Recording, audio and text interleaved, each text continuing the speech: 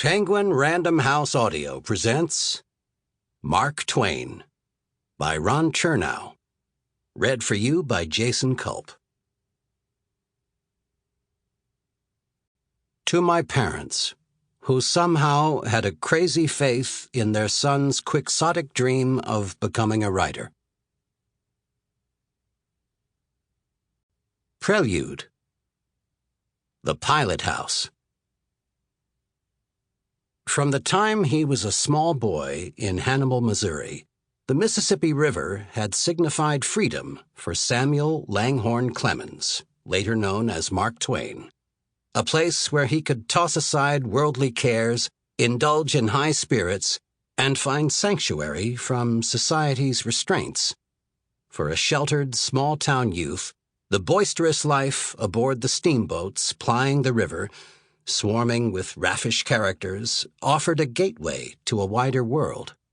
Pilots stood forth as undisputed royalty of this floating kingdom, and it was the pride of Twain's early years that right before the Civil War he had secured a license in just 2 years.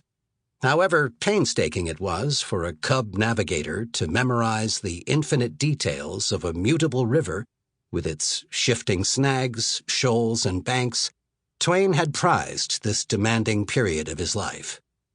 Later, he admitted that, "I loved the profession far better than any I have followed since," the reason being quite simple. A pilot, in those days, was the only unfettered and entirely independent human being that lived in the earth. In contrast, even kings and diplomats, editors and clergymen felt muzzled by public opinion. In truth, every man and woman and child has a master, and worries and frets in servitude. But in the day I write of, the Mississippi pilot had none. That search for untrammeled truth and freedom would form a defining quest of Mark Twain's life. For a man who immortalized Hannibal and the majestic river flowing past it, Twain had returned surprisingly few times to these youthful scenes, as if fearful that new impressions might intrude on cherished memories. In 1875, as he was about to turn 40, he had published in the Atlantic Monthly a 7-part series titled Old Times on the Mississippi, which chronicled his days as an eager young pilot. Now, in April 1882, he rounded up his publisher, James R. Osgood, and a young Hartford stenographer, Roswell H. Phelps, and set out for a tour of the Mississippi that would allow him to elaborate those earlier articles into a full-length volume, Life on the Mississippi, that would fuse travel reportage with the earlier memoir. He had long fantasized about, but also long postponed, this momentous return to the river. "But when I come to write the Mississippi book," he promised his wife, Livy, "then look out. I will spend 2 months on the river and take notes, and I bet you I will make a standard work."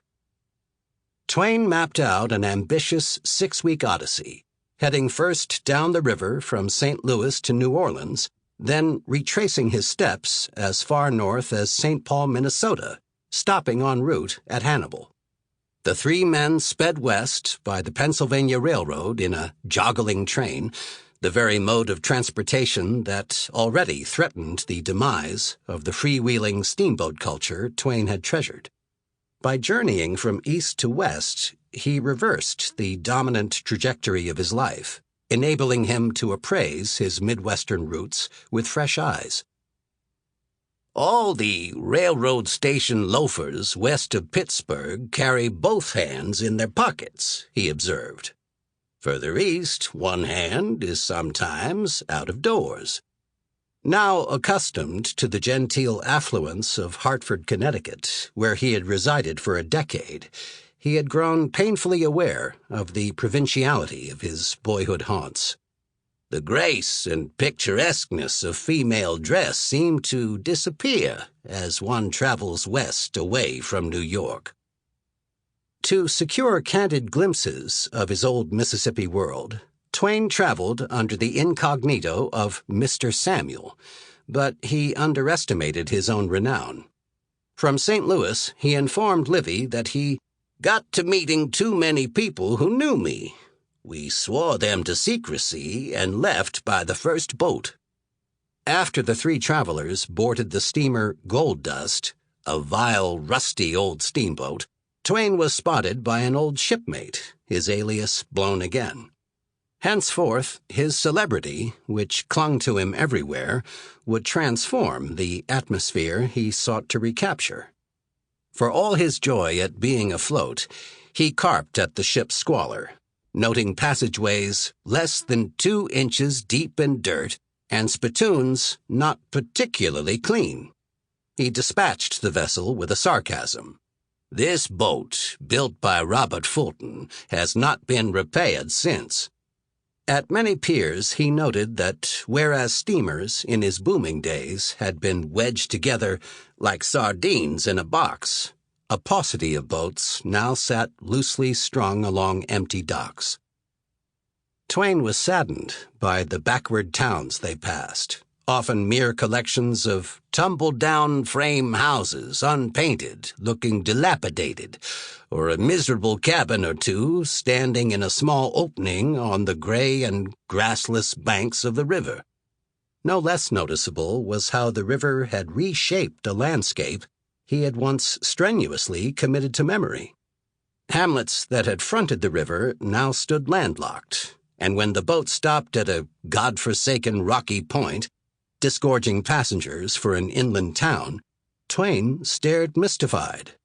"I couldn't remember that town, couldn't place it, couldn't call its name, couldn't imagine what the damned place might be."